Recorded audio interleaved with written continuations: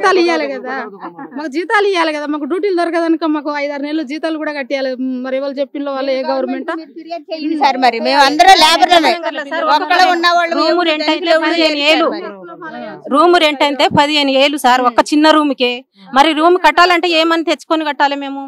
ఎక్కడ కట్టుకోవాలి? Room rent కట్టకపోతే బయట ఇస్తారు. అప్పుడు ఎవరు ఇప్పుడు మాకు ఎట్లా మా పరిస్థితి ఎట్లా? ఎవరు మాకు సాయం చేస్తారు? గవర్నమెంట్ చేస్తారా? అన్నం పెట్టిండు గవర్నమెంట్, ఎటు చెప్పకుండా కూల కొడితే ఎట్లా?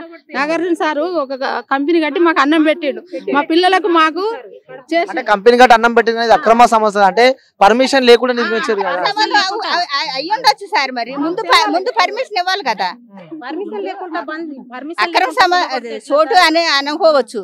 మరి మరి మాకు మా బతుకు తెరువు పోయింది కదా సార్. 500 మంది పనిచేస్తారు ఇందులో. ఇంకా ఉన్నారు సార్. పాపకి డాడీ చచ్చిపోయిండు అంటే ఇంటికాడ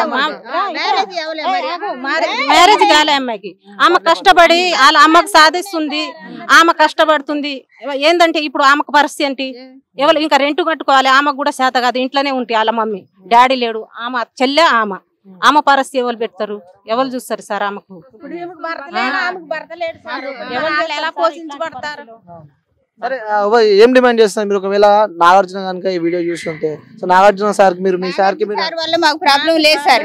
ఆయన మళ్ళీ ఆయన రికమెండ్ వద్దు, ఆయన మాకు బాగానే చేశాడు, ఇది కట్టాడు, మాకు భోజనం అన్ని బాగానే సౌకర్యాలన్నీ మేము నిలబెట్టినా అంటే ఆ సార్ వల్లనే మాది. అందులో కష్టం, మేము కష్టం పడ్డాం సార్, మేము కష్టం పడ్డాం, సార్ ఇచ్చిండు. ఆయన వల్ల మేము మంచిగానే బతుకుతున్నాం.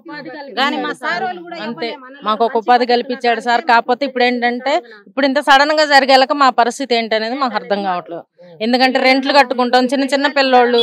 మాది ఇక్కడ కాదు సార్, మాది ఎక్కడి నుంచో ఆంధ్రా నుంచి వచ్చి బ్రతుకుతున్నాం ఇక్కడ. కనీసం సడన్ గా ఇలా చేసేసేసరికి మాకు ఇబ్బంది అయింది. ఏం చేసిండు? ఏమన్నా పిల్లలకు జాబ్లు ఇచ్చిండా? వచ్చి అన్ని చేసుడు కానీ ఏమైనా ఉన్నదా చెప్పు? గవర్నమెంట్ వచ్చి ఏం చేసిండు? కాంగ్రెస్ గవర్నమెంట్ వచ్చి రేవంత్ రెడ్డి సార్ మొన్న రేవంత్ రెడ్డి కుమార్తె పెళ్ళప్పుడు ఇక్కడ జరిగినప్పుడు మీరు ఉన్నాడు, పెళ్లికి వచ్చాడు, ఫుల్ బందోబస్తులో వచ్చాడు. మరి మరి ఇలా చేస్తే ఎలా సార్? మరి ఆయన రేవంత్ రెడ్డి కూతురు పెళ్లి కూడా ఇందులో జరిగింది. అప్పుడు ఉన్నారు, అప్పుడు మీరు ఉన్నారా? మీరు ఇంట్లోనే ఉన్నాం మేము. అప్పుడు సంధి అప్పుడు తెలియదు సార్ రేవంత్ రెడ్డి సార్ కి, గవర్నమెంట్ దాన్ని తెలుసు కదా. ఇంతమందికి కడుపు మీద కొడితే బాగుంటాయా? ఏదైనా ఇన్ఫర్మేషన్ ఇవ్వాలి కదా. మేము బీదవాళ్ళం, ఎట్లా బతకాలి మేము? ఇది కాకపోతే గవర్నమెంట్ కాదు, ఇది కాకపోతే ఏరే డ్యూటీ అయినా చూసుకోవచ్చు. గవర్నమెంట్ పని మా పని మేము అది చేసుకోపోతున్నట్టు గవర్నమెంట్ పని చేసుకోపోతుంది. అంటే అక్రమ నిర్మాణాలు కట్టారు, కూల్ చేయాలని చెప్పి తీసుకెళ్తుంది. మేము అట్లా బతుకుతున్నాం. కార్మికులు పట్టుకొట్టకూడదు కదా మరి, మాకు కూడా ఒక ఆధారం పెట్టి అప్పుడు మొత్తానికి అయితే మీరు ఏం డిమాండ్ చేస్తున్నారు ప్రభుత్వాన్ని కానీ, లేకుంటే మీ నాగార్జున గారు కానీ ఏం అడుగుతారు చివరిగా? మీరు మాకు న్యాయం చేయాలని అడుగుతుంటున్నాం సార్.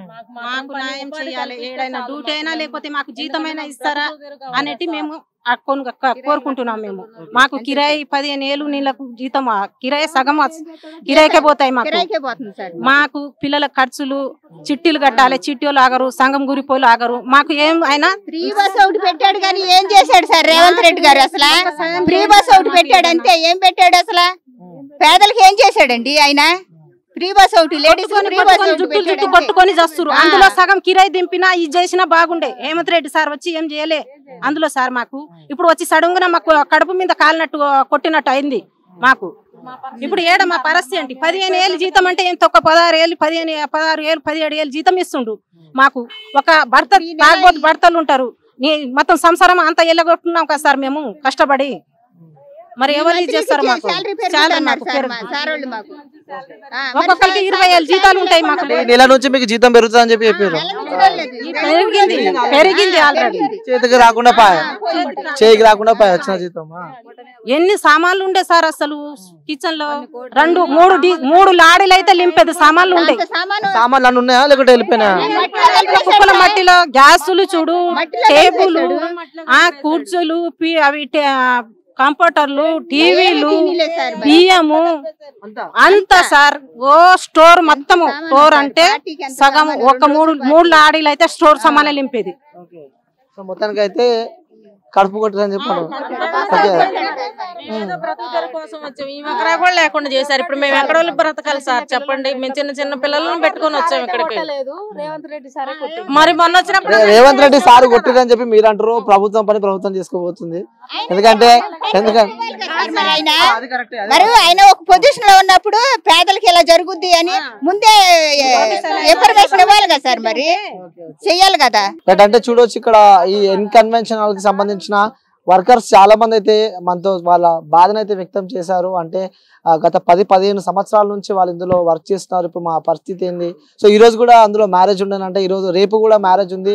సో ఎక్కడి సామాన్లు కూడా అక్కడనే మొత్తాన్ని నీలమట్టం చేశారని చెప్పి కూడా వీళ్ళు మా పరిస్థితి ఏందని చెప్పి కూడా వీళ్ళ ఆవేదన అయితే వ్యక్తం చేస్తున్నారు. సో వేచి చూడాల్సి ఉంది. కెమెరామెన్ బబ్లుతో అనిల్, హైదరాబాద్, మాదాపూర్.